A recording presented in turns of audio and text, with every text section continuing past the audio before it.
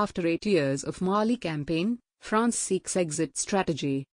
8 years after France sent troops to Mali to prevent jihadists from overrunning the country, it faces tough choices over how to keep pursuing Islamist extremists without becoming bogged down in a potentially unwinnable war.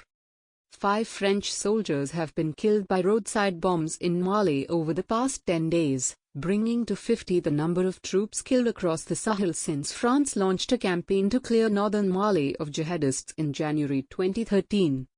The latest victims included Sergeant Yvonne Hoyne, the first female soldier killed since the French intervention began. Her death Saturday, claimed by a group linked to Al-Qaeda, coincided with a massacre across the border in western Niger, where unidentified gunmen killed around 100 villagers in one of the region's worst atrocities. These deaths, and disputed claims Tuesday from villagers in central Mali that up to 20 wedding guests were killed in an airstrike, have clouded recent successes chalked up by France's 5,100-member Burkina counter-terrorism force and its African partners. Shifting public mood.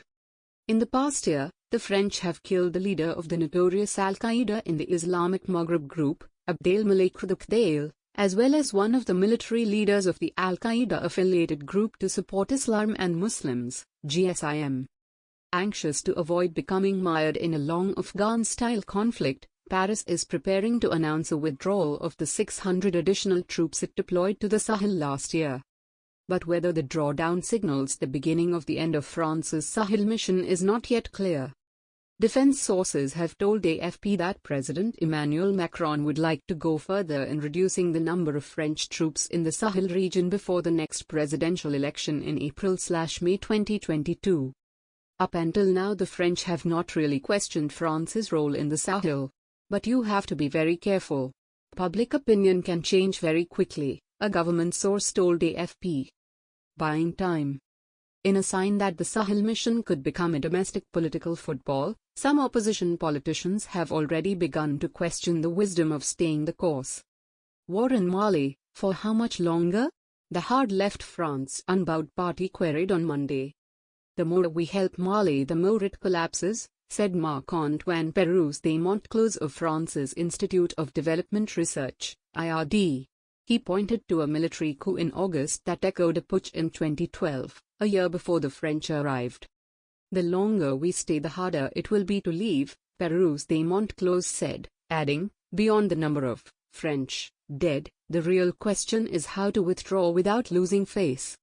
But for Michael Shokin, senior political scientist at the US-based defense think tank RAND Corporation, this was never going to be quick. Citing long-running governance issues in the region, he said, all France can do is buy time and create space for its African partners to be doing what they should be doing. IS versus Al-Qaeda. The growing assertiveness of the Qaeda-linked GSIM, meanwhile, could vex plans for a staged pullout. France had identified the Islamic State in the Greater Sahara Group as the #1 threat to the region, but its efforts to stop IS, which was defeated in Syria, from regrouping in the Sahel have had the effect of bolstering its arch-rival. Today the GSIM, is Mali's worst enemy, Burkina's Commander General Marc Conrat acknowledged in November.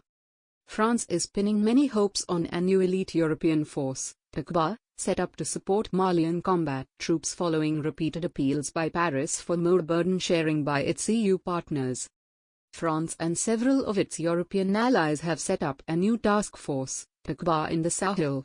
The new task force will fight armed groups in the West African region of the Sahel alongside the armies of Mali and Niger. https://t.co/app-in1bth.twitter.com/521ok7xsxt, Al Jazeera English, @AJ English, March 28, 2020. In the past year, Burkina has also stepped up its cooperation with a regional 5-country force, the G5 Sahel, which France hopes will eventually shoulder regional security. But the G5 Sahel remains poorly trained and underfunded. It is chronically short of air power, surveillance, and intelligence gathering. In an interview with Radio France Internationale in early December, the G5 Sahel commander admitted that the force was still dependent on France to offset the gaps in our national forces. For us, As a joint force, it would be premature to consider a reduction in Barkhane, and risky for the G5 Sahel, General Umaru Namatugazama warned. Defense Minister Florence Parly, in an interview with Le Parisien newspaper this week, reiterated that French forces were not destined to stay forever in the Sahel. She insisted, though, that they would stay as long as is necessary for Sahel nations to be capable of responding themselves to the jihadist threat, which is what they are starting to do.